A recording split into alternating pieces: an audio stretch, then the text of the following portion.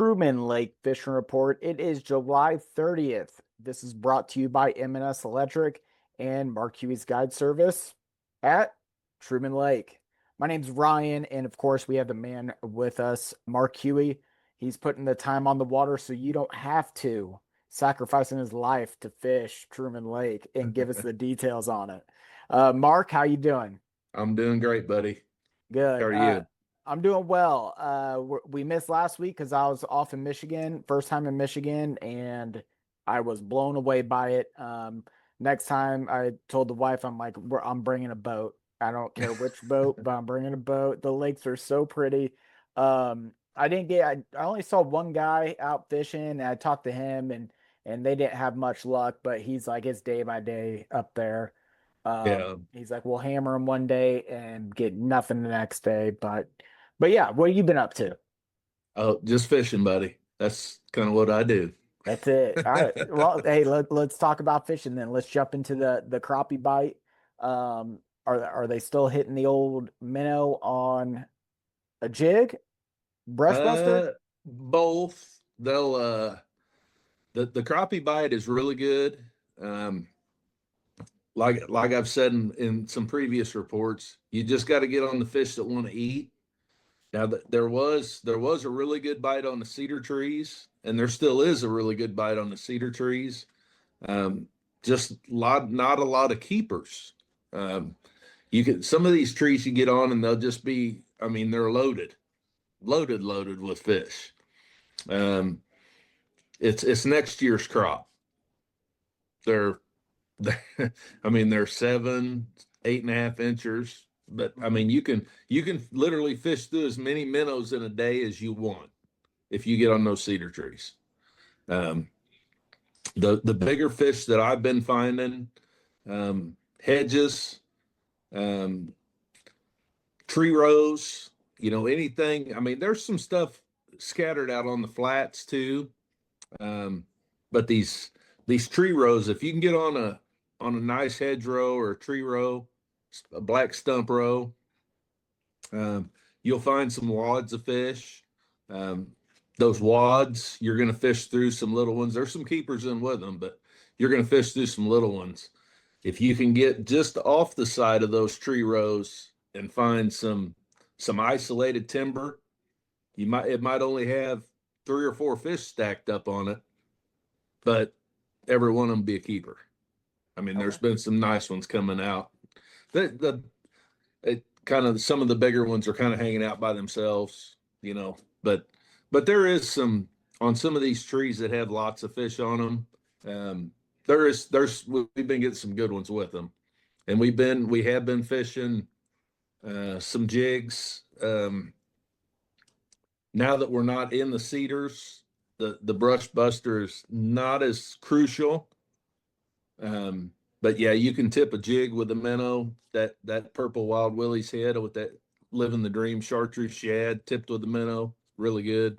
Okay. Um, the brush buster, for my clients, it's a lot easier to put a brush buster in their hand Yeah, because we get more of them back than the other ones. sure. Fair enough. So, Well, sometimes them trees feel like a bite and you really just set it uh, in there. 90, well, the way the bite is right now, I mean, you've really got these B&M blue diamonds with the vicious 10. I fish vicious 10-pound line.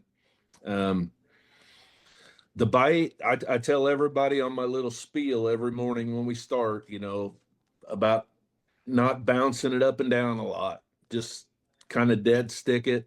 Maybe give it a slight little lift. But that bouncing around and stuff, they don't like that. But the bite right now is a tap. I mean, it's minute. It's a tap, or you not even get a tap. You just start feeling, the rod will just start pulling down a little bit. I mean, you never feel the bite, but that's why every so often you just give it a little slight lift.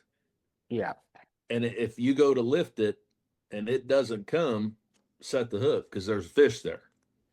gotcha. So Cool. you So gotta, the you wild know, lilies and the living the living the dream dream. Yeah, jig. that Okay. that chartreuse shad.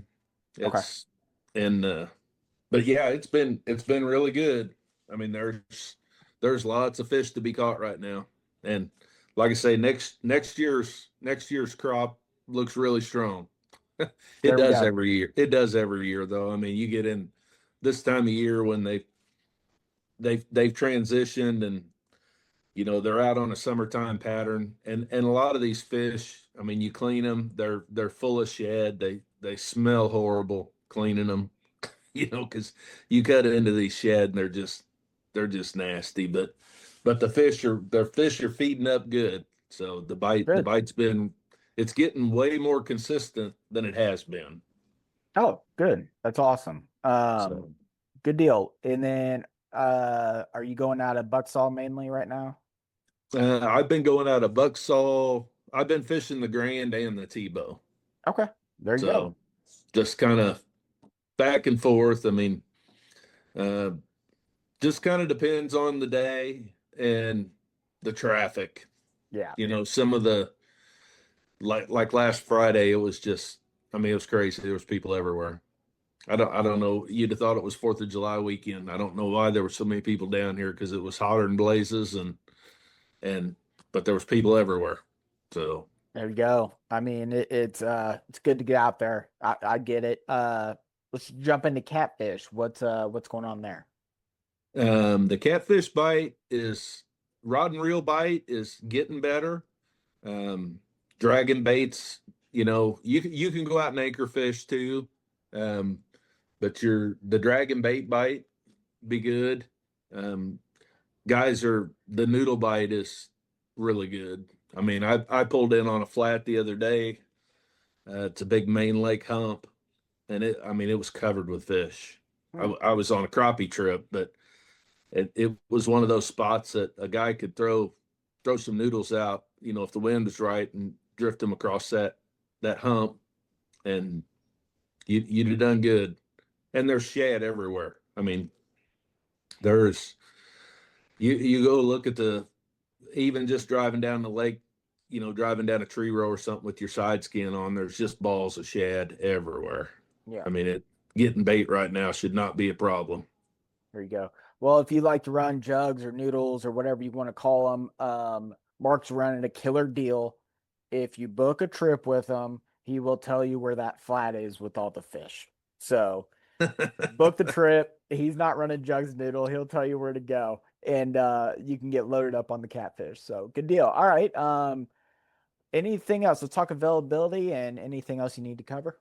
um, I've got I've got some days here and there um, throughout the rest of the year. Just it's kind of sporadic. I mean, I've got a day here, a day the following week. I don't until December. I don't have any weekends available.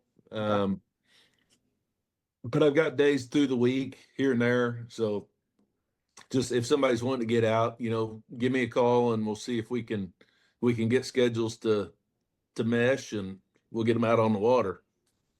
Cool. So, and I do have a couple of my sponsors, Living the Dream Baits and Slot Limit Baits, have some new baits coming out.